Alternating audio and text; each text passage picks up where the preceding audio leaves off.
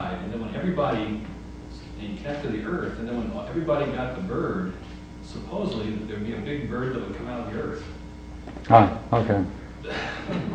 So they had a different spin on it. Oh yeah, yeah. Well, as a matter of fact, in the Republic, Socrates points out that there are people in his group that he knew of who did reach that state, and they have nothing to do with the state, and he calls those people those who think of themselves as living in the isles of the blessed, experiencing that wondrous vision, and they have nothing to do with the state. So in that case, that would be someone who let the bird out. And they would claim that those people are now possessed by. The idea is that if you don't ask, well, their idea is if you ask for anything for yourself, there's very few good spirits or godly spirits. It's only the devil that gives you what you want. It's not for everyone else or something. Yeah. That's a different take on it. Yes, and that presupposes there's a demonic element in the universe too, which is not, which is not present here. Okay, you assume that it's not present. That's right. Okay. Yeah. Well, it isn't. At least it isn't in the Hellenic, Platonic world. There's also a particular medicine wheel that someone taught me about, where you work your way around it, and the fourth position is called Eagle, which is a land and heavenly animal, and it goes up into the heavens and attains some kind of divine knowledge, and then it brings back to the earth as a messenger to teach and heal and so forth. So there's that same kind of compensatory in that sense. There's certain societies that insist that if someone has these profound experiences, they should return with something. Even a dance step would be good in a dancing culture, a song. Yeah, well, some people enjoy dancing in a dancing culture. Or shamanic journeys. A shamanic journey. journey. To go to the other and to bring back knowledge or healing. Or whatever. Yeah, especially healing. And prophecies. Yeah, that's Empedocles too. One reason why you have to get back to the cave is the fact that the good, the just, the beautiful, it's perfect. So there is, from that mindset, there is no need for any, it's everlasting, it is unchangeable, there's no need for it to change, and it's, maybe I don't know which is which, whether it's unchangeable because it is perfect. Either way, that is a universe which is out of time, and if you want to act on the universe, you have to get back into the cave, because that's the only universe which is imperfect and needs perfection, if that makes sense. Well, in the Republic, Socrates is anticipating, as it were, his own death, because he says, that's a risk, and to the degree to which you differ and function differently, you run the risk of hostility from your fellows and may in the end put you to death.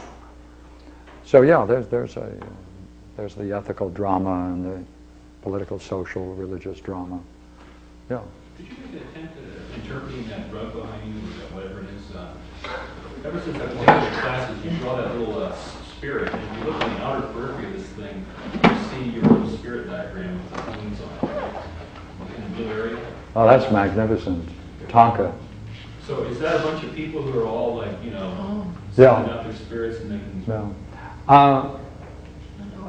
Really, I think that's something that someone who has skill in reading Tonkas, and I don't. I have a Tonka of my own, 18th century. Pardon me? Are those, in the blue border, those things that are taken off, are those actually your figurative soul separations?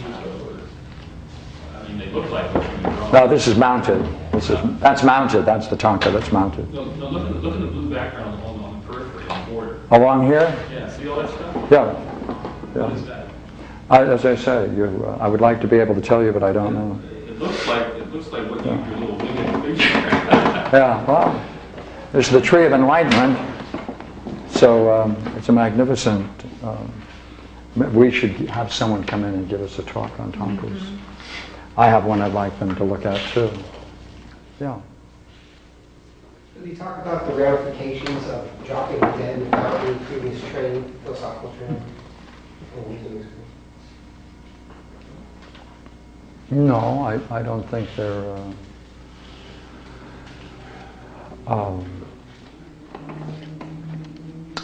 What you're asking is whether or not, I presume you're asking whether or not this experience can be had without the purification. Yes. Yeah. Or is he bringing something like reincarnation, Yeah. tying the soul to the body still?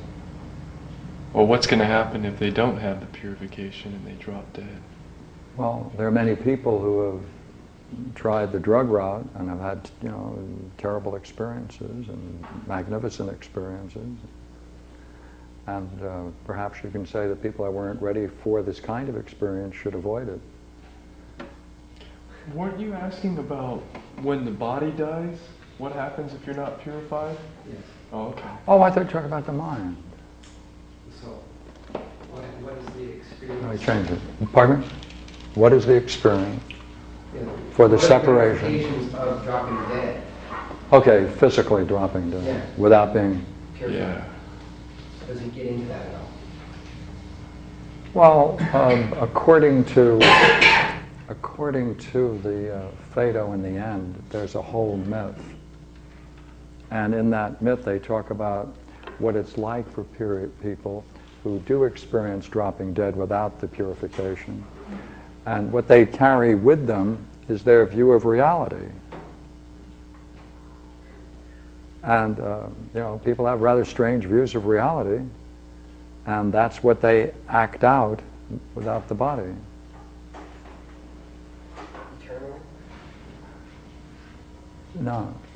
This separation now, this is the journey of the soul into the next world, right? And therefore, if there are all kinds of beliefs in there about how terrible it is and how demonic it is, then that's what they face. They face the contents of their own mind.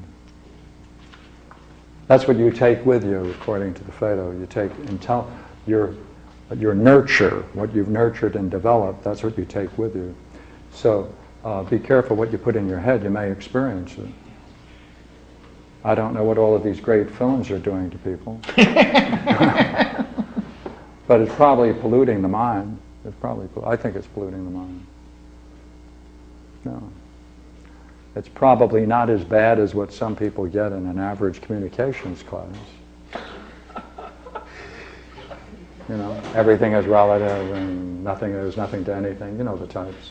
One of the theories of mantra yoga is the fact that the whole practice you're doing is that if you can have the name of your God, whatever name, your mantra, on your mind at the moment of death, Yes. that will cause a release. And you're doing all the practice and years and years of repeating it. It's just so that you don't forget it at that moment of separation.